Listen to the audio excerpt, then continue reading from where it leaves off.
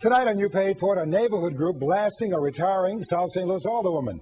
She's leaving the job, but not before a last-minute spending spree with hundreds of thousands of your tax dollars. You Paid For It investigates the alderwoman's big dip into city coffers.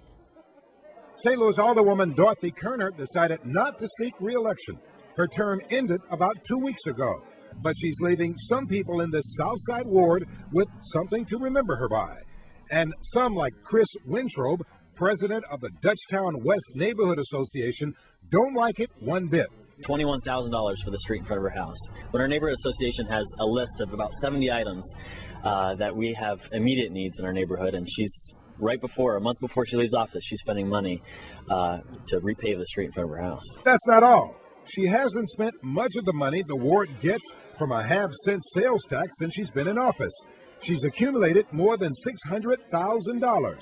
She was alderwoman for 5 years and didn't spend the money, but in her last month in office submitted a long list of nearly a dozen street and other projects that will gobble up $409,000 of the ward's money.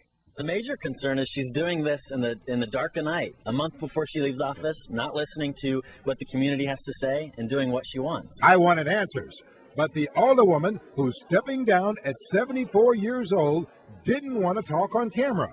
And I, for one, was not going to chase her down the hallway. So I took her statement on the phone. She said, "These are projects that I had started, and I said this is the way I wanted them to end.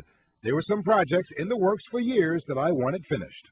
The city should hold off on spending these funds. Say, hey, you can't spend the funds like these. Wait till the next alderman comes into office. The new alderman, Shane Cohn, took over Kirner's old seat. What does he think?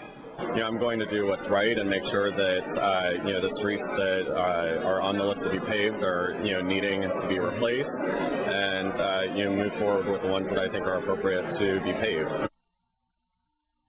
And since Dorothy Kirner, who I, of course, wasn't going to chase down for answers, is gone, no number to give you to call on this deal. But, of course, I'm going to keep track and let you know if the city puts a brake on the money Kirner decided to spend on her way out of office. Remember, though, if you spot questionable government spending, make sure you call our hotline at 800-846-KTVI or go to our website, fox2now.com, and I'll investigate.